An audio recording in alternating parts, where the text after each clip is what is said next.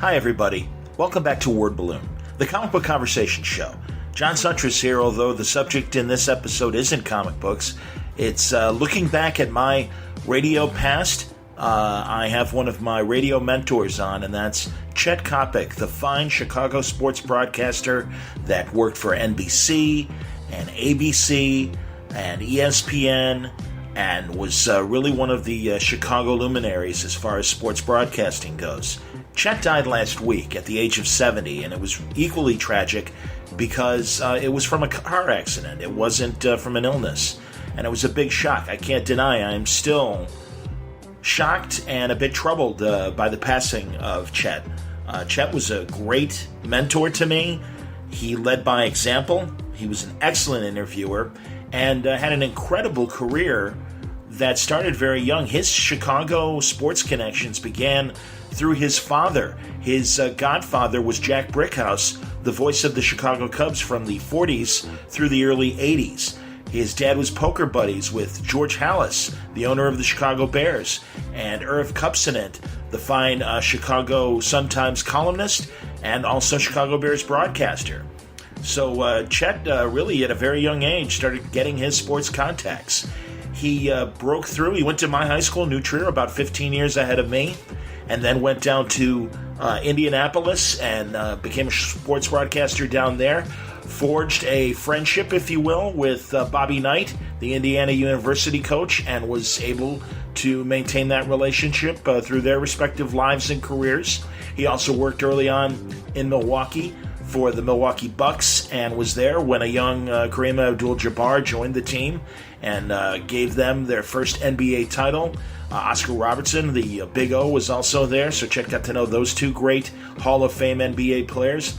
And really, Coppock on Sports, a show that started in the 70s and ran through the 90s, was the preeminent show as far as sports talk radio in Chicago. And he predated the sports talk format that took place later in the early 90s, independent of him, with stations like The Score, the station I worked for 10 years, and ESPN Radio, that eventually Chet found himself a bit of a part of, but Chet had his own career separate from that. We worked together in the early 2000s at Sporting News Radio, but I would come on his show starting as early as 1989 when I was writing for Boxing Illustrated, and Chet respected my enthusiasm and love of the sport. I introduced him to my editor, the great Bert Sugar. They became lifelong friends. We talk a bit about that in this interview. And when I started the Big Bout Podcast, I really wanted to have Chet on because I knew he was a lifelong boxing fan and had started watching boxing in the 50s. Again, we talk about that in this conversation. And you'll hear his perspective of how the sport changed from the 50s into today's streaming channels of ESPN Plus and DAZN and the like. I knew when I started my Big Bout podcast about boxing, I really wanted to get Chet on and was looking forward to many conversations to come where we would talk about the current scene and what we liked and what we didn't like about the way boxing has changed. You can't help but be fascinated by boxing. It is run by con men and fixers, and it's the most corrupt sports. I think maybe international soccer is right there alongside boxing as far as the fixed sports could go and the corruption you might find in it. And like I said, Chet knew all the players, all the good guys and bad guys. Friends with Muhammad Ali, covered every heavyweight champion active from the Ali era through the modern day.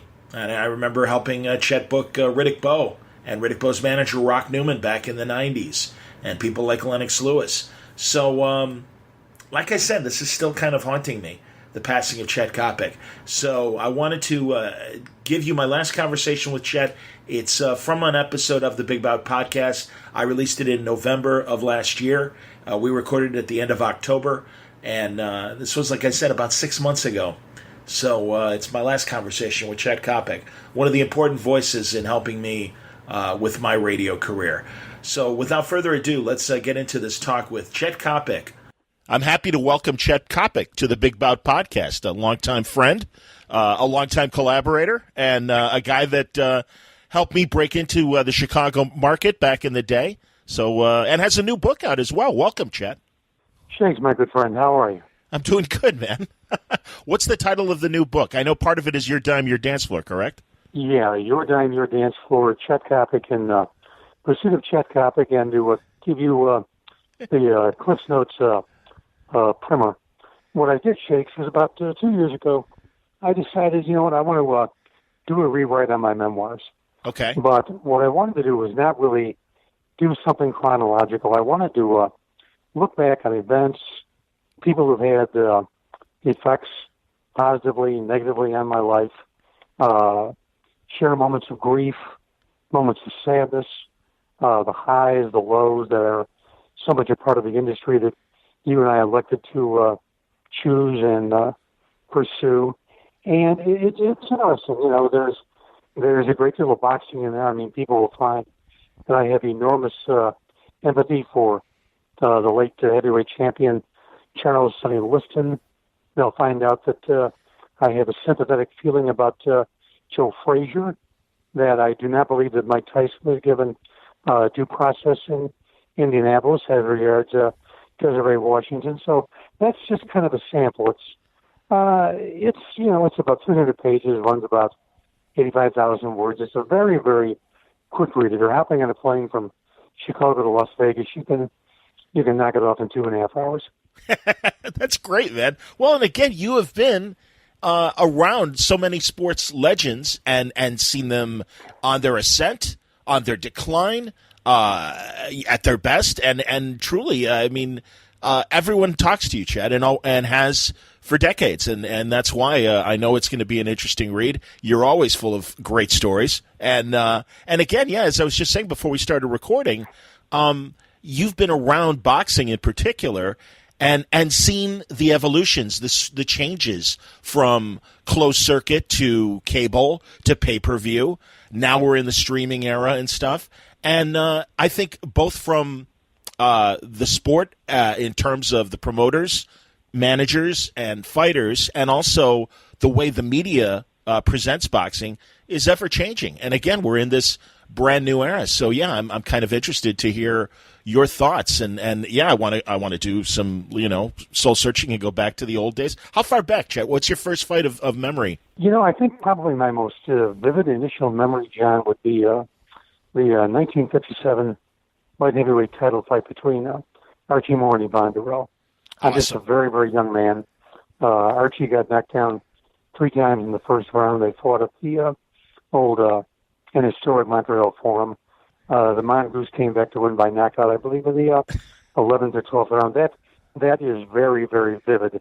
The first time I attended a fight of great magnitude was at Old Comiskey Park in September of 62, when I would have been, 14 years old, when I saw Liston knock out Patterson 1 round to win the heavyweight title. But I always had this vibration that fighters, as a group of people, were the most underfed, underappreciated, over-matriculated, and just out-and-out deserted figures in all the sports.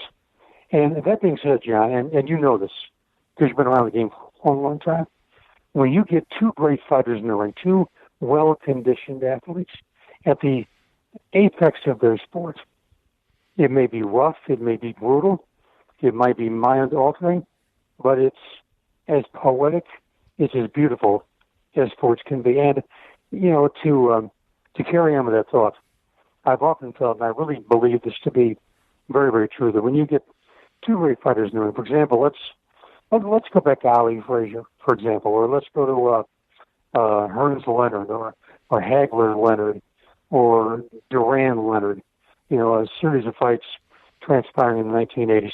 I really believe, John, that when you get great fighters in a ring, that they share a secret. They share a bond. And what that bond is that while they might want to tear each other apart, deep inside they also know this.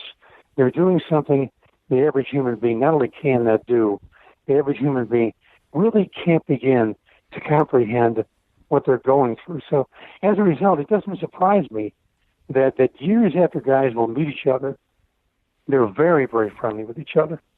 That's always intrigued me. It's much like pro football players. Like, for example, you can take the Bears in Green Bay.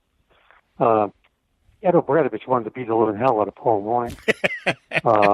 Buckness wanted to beat the living hell out of Bart Starr. But, down the road, they became great friends because they shared the bond. They shared the field together. And at no place does this take on a greater depth, in my opinion, than in the sport of boxing. I'm with you. Yeah, man. And, God, I even in HBO's monthly series, The Fight Game, they showed Holyfield and Riddick Bowe are surprisingly really good friends years after those three amazing fights that they had in the 90s. But, yeah, man, I mean, I agree with you, Chet. When a fight is over and, thank God, respect comes back and they hug and there's that again, shared experience of, yeah, only you and I know what we go through to get to this point and beyond. And, that's beautiful. Yeah, it's beautiful, man. And, you mentioned Ali and Frazier, and it always it disappoints me that, and I get it, why Frazier could never fully forgive Ali for a lot of his antics. And, I was younger, but I do remember. I would say my earliest fight of memory would be that first Ali-Frazier fight because it was so exciting and so world-changing that even as a little kid, 71, God, I was 5. But I knew about it and was excited about it. My dad took me to the closed circuit that Monday night to watch it. So we were pretty excited about that. But just all the Uncle Tom stuff that Ali said about Frazier, and he says that, he was trying to build up the gate. He took pages from wrestling to do that. It's a lousy legacy that I'm sad to say has devolved into some really ugly behavior at press conferences today, and it really does bum me out. Well, everybody today is trying to be either Muhammad Ali or Conor McGregor. And mark my words, Conor McGregor within 5 years will either be institutionalized or in prison. I hear you. The guy is psychologically not there. And I don't say that to be flippant or say that to be arrogant. It's interesting regarding Joe and Muhammad Ali. If somebody asks me, what's the greatest fight I've ever seen, it's a race for second place. Because number one is Joe and Muhammad in Manila. Sure. The closest thing to death when, mercifully, after 14 rounds, Eddie Futch in Joe's corner cut the gloves and told him, you can't see, you're not going out. Yeah. And I'll always, John, if you recall the way Ali looks in his corner after 14 rounds, I'm not sure Muhammad could have gotten off the chair to go up to the 15th round. They were both dehydrated. Yeah. Exactly. Yeah. Both are dehydrated. It's 120 degrees in the ring. I mean, after that particular fight, the thought patterns, the speech patterns of both fighters were never the same. John, in my book, I wrote a whole chapter about Joe Frazier, and I concentrated upon and I'm sure you'll remember this, December of 1981 at the old International Amphitheater. Joe really had nothing left. Yeah. And he fought Jumbo Cummings, shall we say, a lifelong criminal who's now in the joint for life as a so-called repeat offender. Well, Joe fought him to a draw. And it was sad to watch because you're watching Joe trying to use the left hand, trying to dig in inside. And he's fighting a tomato can, for heaven's sakes. Yeah. He's fighting a guy who in his prime, he would have knocked out in 2.5 minutes. But he just didn't have anything left. Then afterwards at the news conference, he's telling the press, some guy asked him, Joe, are you going to fight again? And he goes, well, if somebody comes around with money for a title shot, I may consider it. And, it was just crunchingly, John, it was so dispiriting. I mean, here is this magnificent athlete. I remember being in the Garden in 1970 sitting with Brian Musburger when he knocked out Jimmy Ellis. And I swear I thought the left hook he threw at Jimmy was going to leave Jimmy's head in the Hudson River.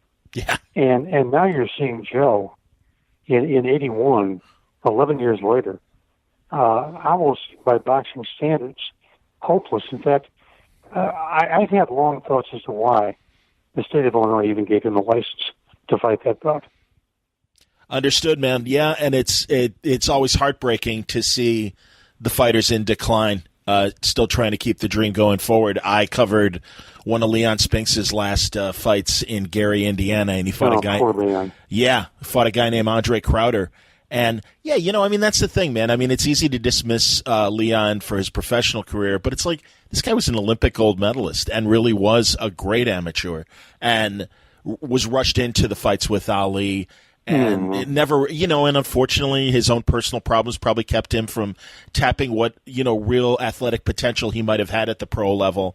At that point, obviously Holmes already gave him back, ate his lunch for him and the other fighters and stuff. So yeah, no, it's the worst. It's the worst to watch these guys struggle against, tomato cans, man. I mean, guys that, had beyond losing records and were there to give up and comers rounds to get better at best. The other thing too, Chet, and you mentioned the Illinois State Athletic Commission. God, again, we're both proud Chicagoans, but when it comes down to it, Illinois really became a tank town in the last couple decades. And I couldn't agree more. Yeah, and as well that at best Cedric Kushner came in and put a little money into Chicago and was kind of keeping his eye open for any talented up-and-comer that might come along. But for the most part, the majority of me writing for Bert Sugar for Boxing Illustrated was really, covering a lot of Ernie Terrell's cards that, they were just kind of going through the motions. It's a shame, and no disrespect meant to some of these fighters that came through those years, but it's just the level of competition had really declined. There was a possibility if a fighter proved himself, a guy like Freza Kendo, who 10 years ago, made it well enough to be a contender, but unfortunately, again, when he would get to the title level and stuff, would show his limitations. I mean, God, at one point, Okendo was being trained by Felix Trinidad Sr. and was in the same stable as Trinidad was. But again, just there was always a cut underneath. So, and I even know a couple of prospects right now that are doing pretty good, but they're fighting out of Washington State because those promoters have better contacts to the elite level than what we have here currently in Chicago. It's really funny, John, because you can trace the demise of boxing in Chicago to the T-Barber Committee shutting down the old International Boxing Committee under Jim Norris, former owner of Chicago Stadium and the Blackhawks back in the early 1960s. And then again, you can begin to look at the 80s and 90s. There was no real local promoter of note. I mean, you got an Ernie Terrell, you got a Bobby Hitz. Thank you, Bobby. All the credit in the world for, what he's tried to accomplish. But, right now, I mean, this is almost hopelessly ridiculous. Maybe the most talked about fighter in Chicago right now is a light heavyweight named Mike Lee, whose claim to fame is he got a degree in finance in Notre Dame, and his other claim to fame is his father paid Bob Arum to sign him. His father paid Sonny Shields to train him. Now, that's not how the game is meant to be played. Right. And, my only concern about Mike, who's really a very, very decent kid, is he's going to get hurt. Yeah. I yearn for the days. I can't understand it.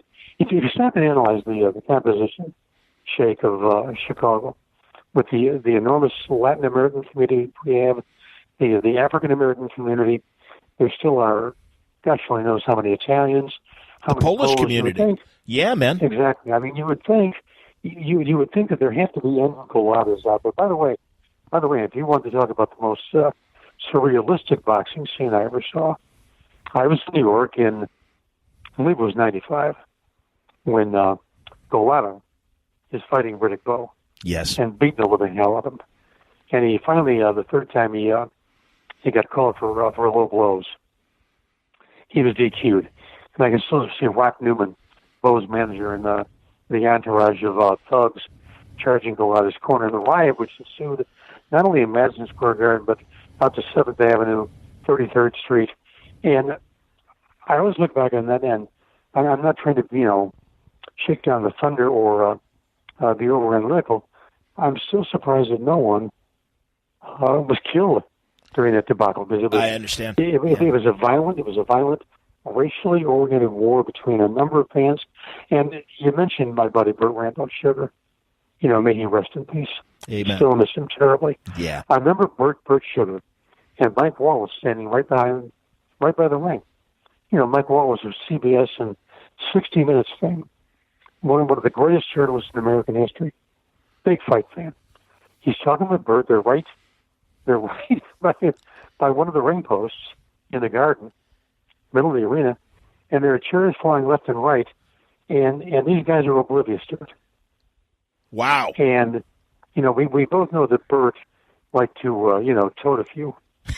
Yes. I've always felt in the back of my mind that maybe both guys were so drunk they didn't realize what was going on. Oh, Jesus. I remember telling Red Holzman, remember Red Holzman? Sure. Yes. I remember telling Red after Goliath had been called out the second time for a low. I said, Coach, this is going to get ugly. I think you really should get out of here. Well, telling that to a guy as tough as Red Holzman was not going to play. He said, hey, I know what I'm doing. I'm not going anywhere. I'm staying for the duration. And I remember Lou Duva, who was carried out on a stretcher. People thought he died. I mean, there was a rumor that he immediately swept the building that Lou had passed away of a heart attack. So, Jesus. This is a sport which has provided me with a great deal of memories. Some of them remarkably joyful. Some of them as gritty and as difficult to endure and kind of sort out as can possibly be. But, I mean, John, that is boxing where, as you know, the double cross is a way of life. The triple cross is perfectly acceptable. And the quadruple cross tells anybody who knows the game that you're doing everything right. I understand. Well, and that's why we're in this interesting new era, Chet, because a lot of the old promoters, when, and I don't even remember the specific fighters, just a few months ago, they had a card where King had a fighter and Bob Arum had a fighter, and they had Mark Kriegel did this great during the broadcast sit down with the two of them.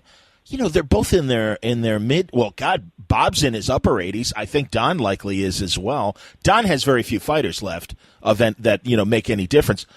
Bob's running the empire, and I know his kids are a big part of the organization as well. He just had a sit down with Dan Rafel from ESPN, and it was very obvious that Bob's doing fine. The mind is sharp, and I'm glad. Oh yeah. And also the and I want to know your thoughts too about eventually about the decline of HBO or HBO kind of slowly stepping away. They've got a fight card as we're recording this weekend featuring Danny Jacobs. But that said, we all know that boxing won't be part of HBO's programming for much longer. And Aaron was very something HBO's more in competition with Netflix than they are with Al Heyman's Premier Boxing Network and the current, promoters that are, up there as far as HBO goes. Bob Arum is still in competition with those guys. But anyway, the players are changing. The game is going to likely stay the same, and certainly the double crossing and everything. But we're in this new era now of streaming. You've seen it succeed for wrestling and MMA. And I'm glad that boxing is doing it because I think in some ways it's great for boxing. We had 4 competitive cards on just this past Saturday, and I'm like, wow, this is what the NFL fans love about having the NFL package on their cable system or MLB and things like that. But it's at the same time, as you say, I worry because I think the announcing is becoming less subjective. And maybe I'm a Pollyanna, and it always was. But it just seems to me that the house fighter has never gotten more benefits from the broadcasters. And there's no question about that. Yeah. So anyway, start with there, and then we can get into some nitty-gritty that I'm sure you're already thinking about. Well, first of all, going back to what you mentioned about HBO and boxing, to me, boxing made HBO. Of course. Boxing absolutely made HBO viable.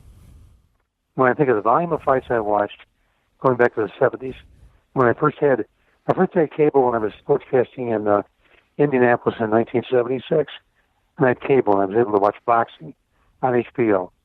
Now that for me filled a void, which replaced the old Fight of the Week with Dan Dumpy, sure, which I've watched as a young kid.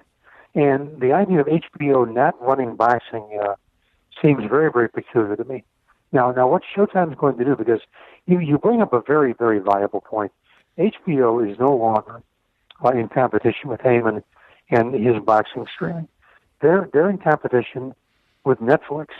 Today, these cable operations are about individual entities, programs without commercial interruption. For example, on Showtime, I'm a devotee of Shameless and Ray Donovan. Of course. Yeah. Love them both. But I think, we do appear to be in a window right now where the sport seems to have a stronger pulse. I mean, John, I really believe this now goes back several years. You think about the buildup involving Manny Pacquiao and Floyd Mayweather. Yes. And the fight being the most desultory, disinteresting bout you could ever hope to watch. I mean, just a miserable fight.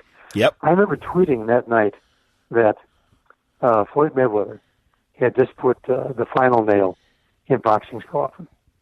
And I remember Rich Roper tweeted the same night that it was the 136th best fight he'd ever seen. And I really thought this is it. I thought this is it. And my rationale was not people of my age or people of my my genre. Mm-hmm. I mean, we already know boxing has got its issues, but like, for example, my son Tyler, who's in his 20s, he watched the fight, and I said, he ain't going back. Exactly. He's not going to go back. Yep.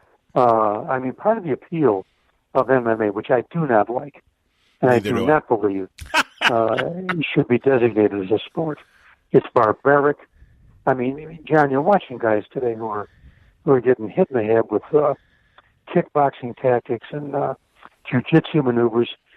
These guys, when they're 40 years old, aren't going to be able to tie their shoes. And, I watch what's going on with these guys, and it's kind of interesting. I give them props for this. They bought time on Showtime so the public could find out what they were all about. Mm-hmm. And it worked. Mm-hmm. They have done a hell of a job of developing and creating their own personalities. See Conor McGregor. See Ronda Rousey. Sure. I mean, for a while, Ronda Rousey was arguably the most talked about female athlete on the planet. No question. And by the way, Ronda Rousey has made a magnificent transition to Vince McMahon and the WWE. I mean, Shakes, I still, being an old wrestling guy, as you know, being a former ring announcer for Vince. Years before that, I helped Bob Luce and Dick the Bruiser Avalos and Vern Gagne promote. I will tune in on Monday nights and kind of delve with Monday Night Football, just because I'm curious to see what their storylines are. Sure. What angles they're trying to play. Yeah. And I look at Ronda. She has picked up the mechanics and understands the relationship between babyface and heel. She's got a remarkable gift for facial expressions. She's got tremendous mic skills. I mean, as long as she can stay in one piece, she will be a viable cash cow for Vince McMahon and Stephanie and Shane, in my opinion, for the next 10 years. Agreed. And isn't it interesting, because that was the path for so many boxers after they couldn't fight anymore. Joe Louis and Primo Carnera are two easy examples from the 50s that, did wrestling. God. And it doesn't surprise me, because, again, these are great athletes. They're just using their athletics in a different way as they step in the WWE. You know all this. And, again, you're right. I mean, they're good personalities. And I'm not surprised. I mean, Brock Lesnar, I think, was, doing just fine before he got his infection and had to, take things easy for a while and stuff. But, yeah, so that transition doesn't surprise me. Back to boxing, I like bouncing around. I'll tell you, Chet, one of the fights that really impressed me this year, the last 2 years, there have been some exceptional fights. Joshua Klitschko was literally the best heavyweight title fight I had seen. Joshua Klitschko is the best heavyweight fight I've seen in the new millennium. Yes, since Bo Holyfield, those fights, I think. And I agree. And in a lighter weight, Vasily Lomachenko and Linares. when they fought for the lightweight title. I don't know if you saw that on. Oh my God, Terrific. that was and yeah, as great as the best lighter weight fights. I guess the welterweights of the '80s. That's what it reminded me of. So that's why little flashes like that and the talent. I mean, I think Bud Crawford is a fine junior welterweight who is now at welterweight. Is doing great. Lomachenko is certainly an amazing lighter weight fighter. I think the heavyweight division is interesting enough that we've got some cool matchups. I'm even looking forward to Wilder and Fury in December, just as two Mack trucks that have very little technique but a lot of power. Actually, and it's funny, Bill Detloff from a really great magazine, Ringside Seat, and a former Ring magazine writer, he kind of reminded me that when he wants to, Tyson Fury is a very effective boxer.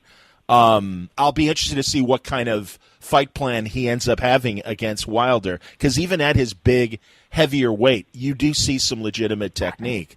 But the guy can also hit. Wilder, it's pure power. There's no technique. But yeah, I mean, what do you think of the current crop? You know, it's interesting, John, because the current crop right now, you know this as well as anybody else does. No matter what you do with the lighter weights, the feathers, the lights, the welters, the middleweights, the sport is at its best when you've got a competitive heavyweight division. Agreed. When you got Holyfield, Tyson, Bo, McCall, et cetera, Lennox Lewis, the game is very, very interesting. That being said, you know, you brought up a name. I mean, John, this will tell you how old I am. Believe it or not, I saw live and in person Primo Carnera wrestle. Fantastic. At the International Amphitheater, early 60s. I'm just a young kid. He wrestled Killer Kowalski. Wow. I can't recall who won or who lost, but you know, this sport has provided me with a lot of wonderful memories. I mean, you're jogging a lot of memories out of me right now. I mean, imagine a 21-year-old kid being in Toots Shor's restaurant in 1970 in New York. You're in the boxing mecca a night before, not a great heavyweight title fight, but a legitimate heavyweight title fight again between Joe Frazier and Jimmy Ellis. And Toots Shor is there, and Mickey Mantle is there, Howard Cosell is there, Don Dunphy is there, the entire band of New York boxing writers, a slew of writers from Chicago. I mean, John, if I told you I was in awe, I think you'd probably believe it. I totally believe it. Yeah, absolutely, man. That's an all-star lineup right there. 100%, Chet. And that's why I feel fortunate covering boxing when I did for Bert, and also in radio for The Score and Sporting News Radio, and would get sent out to Vegas or New York and got to rub elbows with guys. And, you know, thank God that Bert Sugar allowed me to be his wingman. And I got to spend quality time with people like Bud Schulberg, the fine screenwriter, who I understand, you know, there are people that hear that name and immediately think of the McCarthy era and some of the testimony that he had to give. But he was a great guy and a font of knowledge. And you mentioned Primo Carnera. He saw Carnera fight young Stribling when he was a kid, and his father, the great movie studio head B.P. Schulberg, took him to the fights as a kid and saw, you know, Carnera before he fought, well before he fought Max Baer and when he was on the rise. So no, I get it, man, and that's amazing. And yeah, I'm thrilled by those kind of memories because that's when when everyone paid attention. Go. The most interesting breed of writers you can ever be around. Not football writers, not baseball writers, certainly not NBA writers, although they tend to be a breed apart. The most interesting writers are boxing writers. Agreed. Sugar. You know, you mentioned Schulberg, Jerry Eisenberg. Yes. Mark Kriegel. Kriegel, one of the great boxing writers of this or any other generation. His book on Ray Mancini, a longtime buddy of mine, the Good Son, was magnificent. And you know, here is what the game is missing today. Local promoter in Indianapolis in the late 1970s. I'm in about year 4 of my run in Indy, and I'm really having a good time. And I'm the one guy on TV in Indy who was willing to promote boxing. So, Fred called me up one day and said, Fred Burns. You're talking about Fred Burns. Okay, sure, go on. You're gonna love this guy. I remember Fred. Go on. Ohio, and his name is Ray Mancini, and we're going to call him Boom Boom. So I said, okay, fine. Let me go see him train. Well, I went to see him train, and you could tell within 2.5 minutes the kid had lightning quick hands. He had a tremendous in-ring charisma, personality about him. So, Fred started him off at the local Tyndall Armory and in small, very, very tiny house shows, then moved him into Market Square Arena. And along the way, Ray began to build up not just a local following, but a national following. And by the time, Ray got to CBS television, Las Vegas, he was one of the most popular attractions in America. That is what is missing today. John, I can't understand how a town like Chicago, with its remarkable ethnicity, doesn't have 2-3 house shows a week going on. I just don't get it. Well, maybe things will change. Maybe it's the fact. Go on. Maybe it's the fact that, people who have means, who could promote, are saying to themselves, I just don't want to deal with managers. I don't want the aggravation. I don't want kids who pull out at the last moment. Maybe they just feel like it's just not worth the aggravation. And in some respects, John, the fact is, who can blame them when you get right down to it? Yeah. Well, I think too, to succeed now on the national and international level, you need godfathers that are already at that level, and you've got to cut deals with Aram or even, and now I'm blanking on the former HBO executive that became a promoter in the 90s and 2000s, Lou DiBella. Guys like that have inroads, or certainly, Al Heyman. And that's the other thing now. We're getting the one-stop manager, promoter, broadcaster, because DAZN, D-A-Z-N, the new streaming service, that's all Eddie Hearn and Matchroom out of England, and he pretty much made that announcement earlier this year and is like, hey, I've got hundreds of millions of dollars behind me. Everybody line up, and I will sign you up. And that's what worries me, Chet, and that's why regarding HBO and the bad taste in the mouth we all had after Mayweather and Pacquiao, Triple G and Canelo's rematch, it was a majority decision for Canelo. I'm guessing you saw it. I can't make a case for Canelo.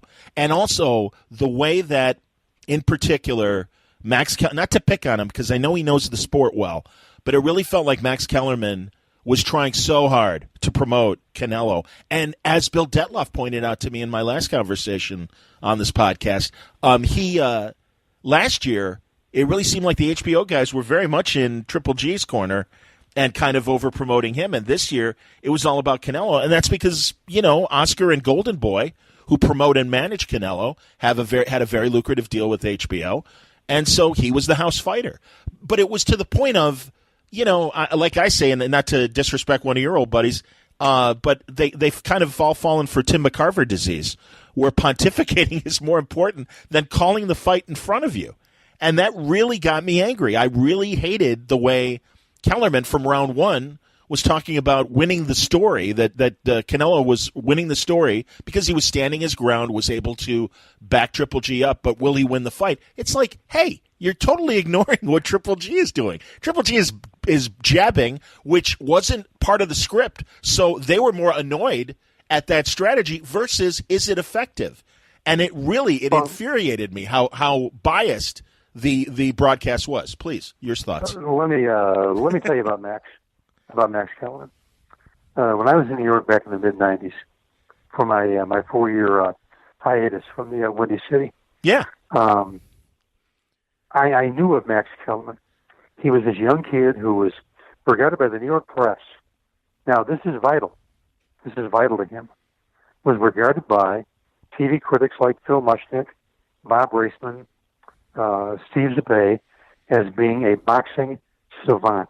Yes. A kid who was very, very young, years ahead of his time, incredible knowledge, really understood how to slip the jab, how to hook off the jab, and the New York Press fell in love with him. And as you know, John, in this broadcast world we live in, if the New York press falls in love with you, you're made. You are made. And I've always felt that Max has one big problem behind the mic with boxing matches, and that is he does not describe the narrative going on in the ring. The narrative is what Max Kellerman wants you to believe he thinks the narrative is. Yes. The reality of the narrative doesn't mean anything to Max. I mean, when Triple G is a hot commodity, he's going to be all over Triple G. You know, going back in time, name the fighter of your choice, Max is going to be on the bandwagon. He is very, very much a bandwagon guy. And I really find him to be, I know a lot of people who did not watch HBO boxing because they simply disliked Max Kellerman. Now, I like Lampley, who I've known for years and years. And I have no doubt that, Jim will continue to make money in the sport of boxing. Oh, absolutely. One way or another. But in the case of Max Kellerman, I never felt that he deserved the position he had. I didn't think he was good enough, and I really didn't think, John, that his boxing expertise or his ability to move within the storyline and really grasp the emotional, mental, psychological significance of a storyline was all that good. Well, to me, what was missing, I think, with the evolution of Kellerman is to rub up against other senior broadcasters. And granted, obviously, he's around Lampley. He's certainly around Merchant for enough time.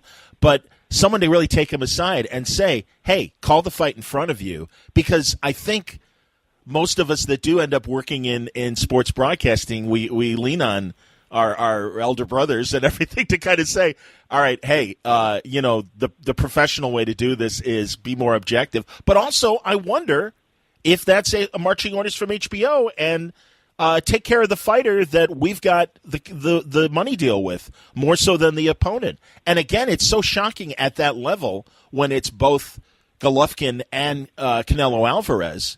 And Golovkin has certainly earned all respect and attention that's deserved when he's performing. I don't know, man, and that's why I suspect it's more that feeds into the delivery of a Max Kellerman that in the case of HBO, the evolution changed when Ross Greenberg and Jay Larkin and God, I'm forgetting some of the other executives that were so important to HBO boxing left. I really think the last 10 or 15 years, it's been a regime that has slowly, very slowly, been moving away from boxing, and again, their attention was diverted, and so maybe the thought was we need to build fighters rather than, again, just be the objective journalists that they always were for so many years and call the fight in front of us. My friend, you could put that in the textbook. What you just said, that's as realistic and objective a view on boxing and where it is and where it's going as one could possibly offer. But here again, John, in some regards, I don't have an issue with a network or its announcers climbing on board with certain fighters.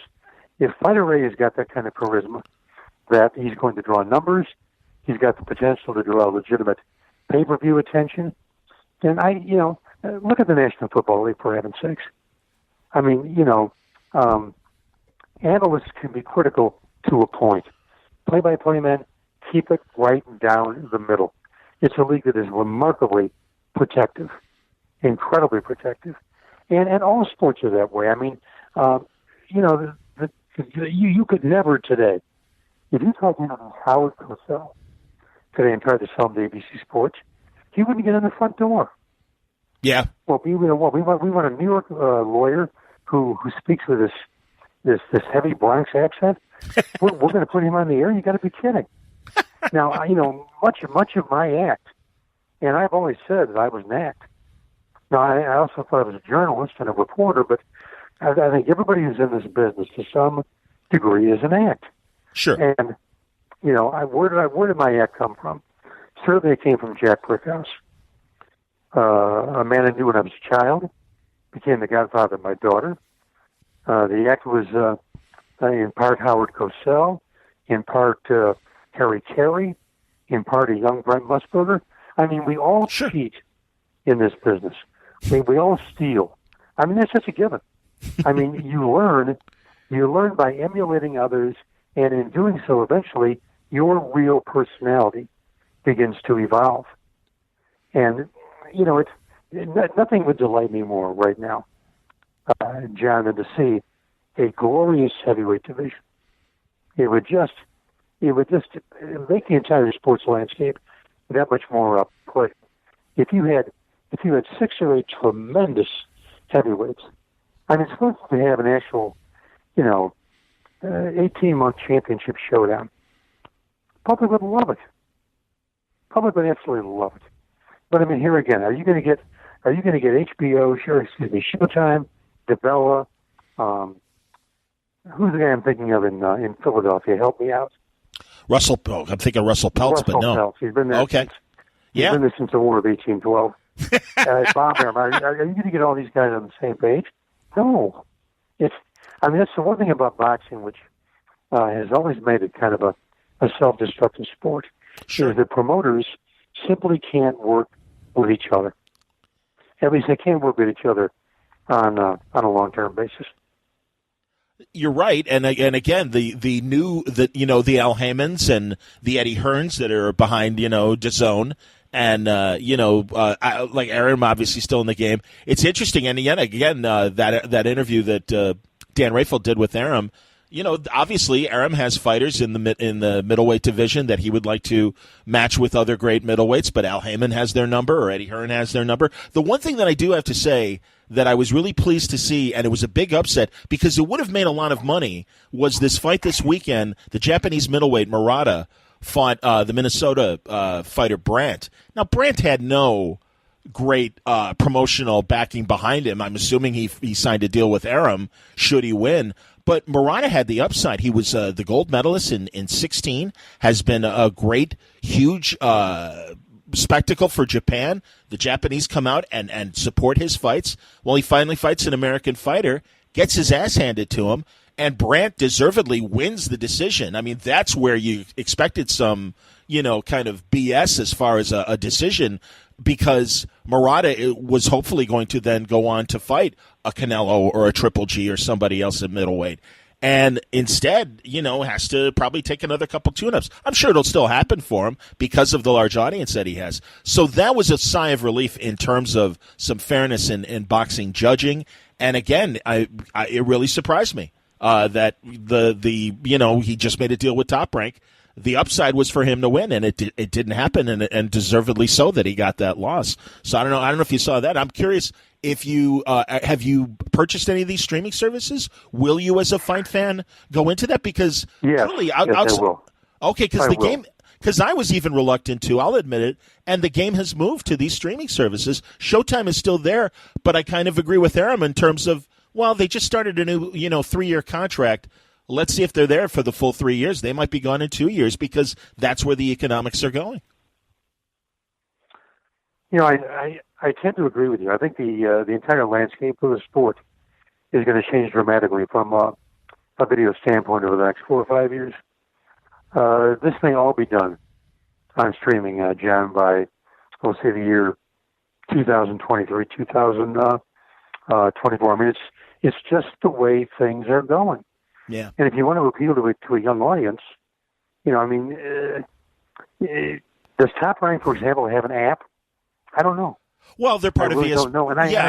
They don't specifically, but they've signed that big deal with ESPN Plus, and are really both on the air and for the app are doing literally like 50 or 60 cards this coming year.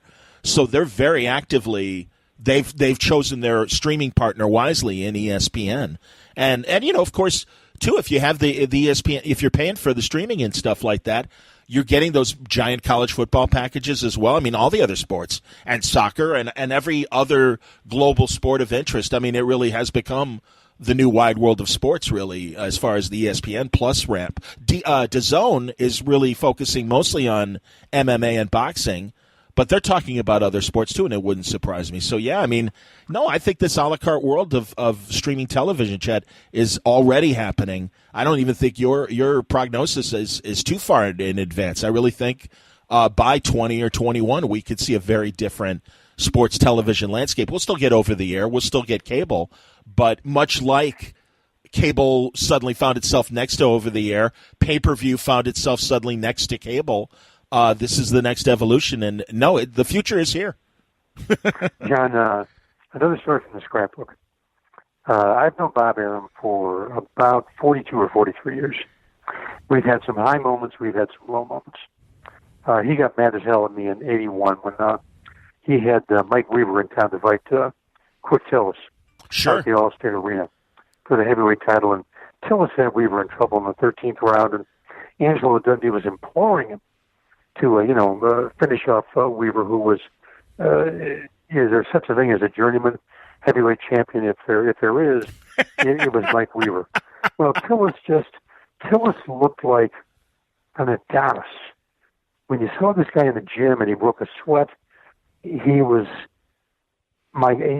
good Lord, he was like Rod Steiger saying to Marlon Brando in the back of the car and on the waterfront, when you were 160 pounds, you were beautiful. When you saw Tillis just, spar or shadowbox, he was beautiful.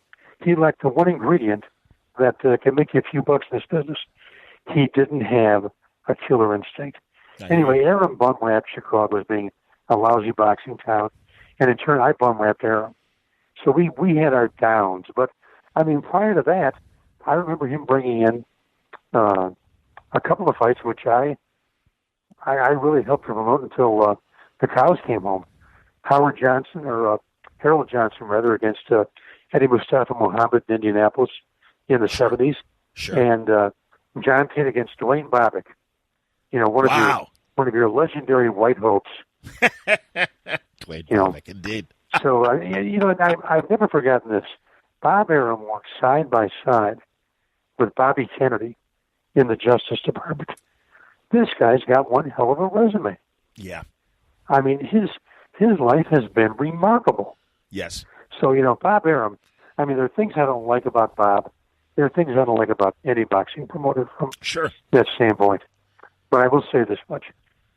Bob Arum has been interesting. I think Bob Arum has been very good for the sport of boxing. And here's the other thing. If you want to get in a fight and you're choosing your opponents, do your best to avoid Bob Arum. Agreed. No, and you're right about that. He was working in the Justice Department, and I believe saw the money that was being made on closed circuit back in the 60s when he was still in the Justice Department, and was like, I got to get into this business. There's a lot of money to be made. And that's, as I understand it, that's how it happened. So think about how Bob gets involved, as you just outlined. Now think about Don King. He runs the numbers racket in Cleveland. He's in the joint. He comes out of the joint. There was an old R&B singer named Lloyd Price, whose biggest hit was a song called Stagger Lee. Yes. Well, Lloyd Price knew Muhammad Ali. He introduces the two of them. They hit it off, and all of a sudden, almost overnight, Don King becomes, not only nationally, but globally, for a number of years, the number one promoter in the sport. Absolutely. I mean, that could only happen in boxing. Agreed. It is that crazy, carny kind of there's no question about it. Atmosphere that makes the sport fascinating, at least to me, Chet. And I agree with you, and I agreed with what you said about the great writers, that W.C. Heinz and A.J. Liebling, to throw another couple names up there as well, as far as classic boxing writers. No, man, Dick Young out of New York, certainly, back in the day. I'm fascinated, and I know your time is short. I don't want to keep you if you don't have more time, because eventually I really want to talk to you, too, about those IBC years, because that period, as dirty as it was, ridiculously fascinating. In fact, Chet, I wonder, Manny Pacquiao was going to fight Adrian Bronner at the beginning of the year, just signed with Al Heyman in Premier Boxing. I kind of think he's the 21st century Sugar Ray Robinson in terms of having to continue to fight. Wow. Well past his prime, and all these guys that are beating him or he's competitive with that are 2 cuts under what he would have faced in his prime. These are the Paul Penders of the 21st century and the Joey Archers of the 21st century that Ray Robinson struggled with in his last declining years of boxing, those really tough 5 or 7 years. The registry. You're not old enough to know about Joey Archer and Paul Pender. You weren't even on God's green earth when those guys were around. I mean, Paul Pender out of Boston. Shakes, I'll never forget this. It had to be about 1972 or 73. This is back when the NBA is just as virginal as it can be. Sure. I'm at the old Bulls office on Michigan Avenue, and it's draft day. It's on a weekday. There are no bells and whistles. And the draft is taking place in Ben Bentley's office. Yes, indeed. And Pat Williams, Dick Motta, general manager, coach, and Ben Bentley are sitting at one table. On the other side, you've got four beat writers, most notably Bob Logan from the Tribune, Ed Sainsbury from the AP, or Joe Musso from the AP, Ed Sainsbury from UPI, Red Mantlo and Chet Coppock. And as the draft is going along, they're bouncing ideas off of us. And I remember, some guy named Pender was chosen on round 3. And you could hear Red Auerbach on the conference call from Boston going, Pender, is that the fighter?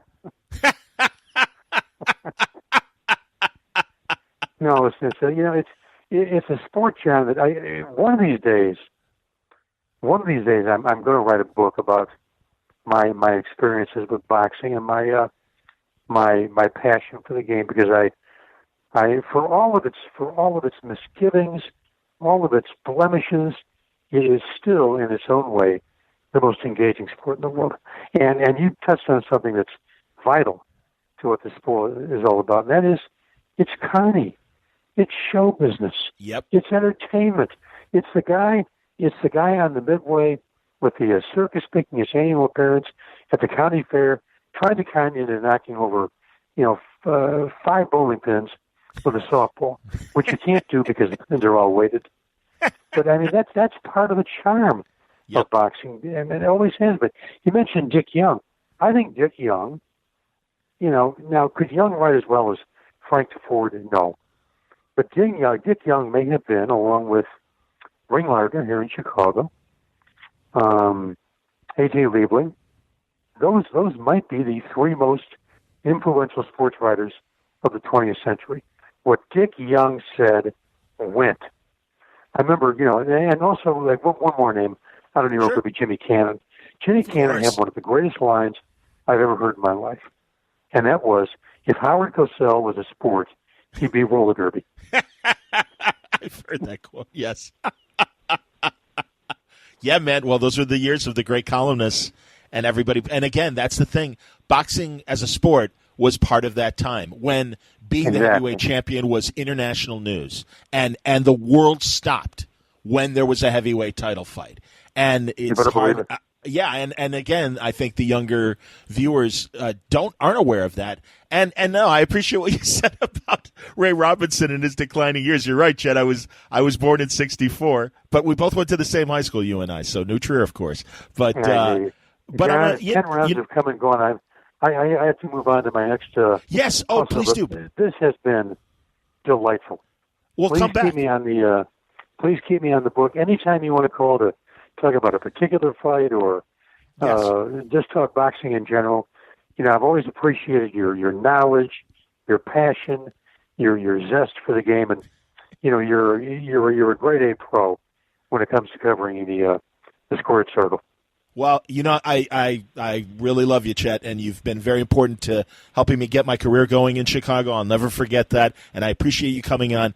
Come back. I will give everyone on the back cell of the conversation how to get your book and Your Dime, Your Dance Floor. And yes, come back because we got to talk about Ben Bentley and the IBC and other things in the future.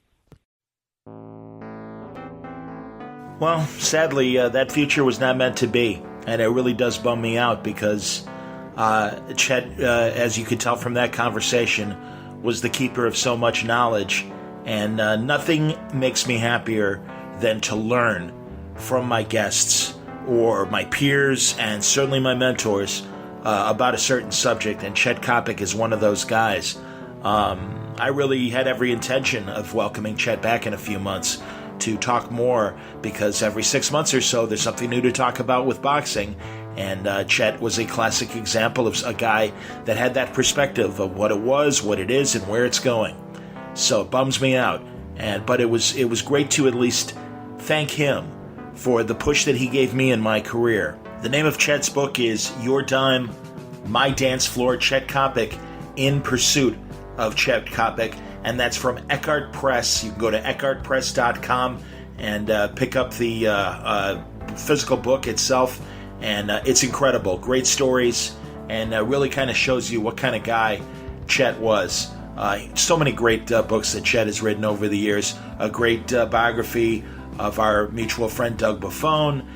Great stuff about the Chicago Bears with Otis Wilson.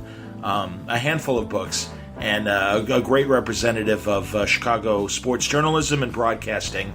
And all I can say is I'm going to miss him, and I thank him for helping me get my radio career going here in Chicago. And thank you for listening today and indulging me this opportunity to share my feelings and memories of my friend who passed away last week. Thanks a lot for listening to Word Balloon. We got another episode coming as well today. Chris Irving, another great comic book historian, talking about his associations with Golden Age creators and into the webcomic creators of today. Chris is doing a Kickstarter with the Will Eisner estate that celebrates Eisner and the Spirit, trading cards featuring some of the great images that Eisner created for the Spirit comic book. And it's a great project, but also gives me a chance to talk to Chris about some of our favorite memories of comics in years past, and also the present and future of comics. So Christopher Irving, another great conversation on today's Word Balloon. Please listen. Come back in a couple days. More new episodes coming before April wraps up here at wordballoon.com. Until next time, Word Balloon is a copyright feature of Shaky Productions. Copyright 2019.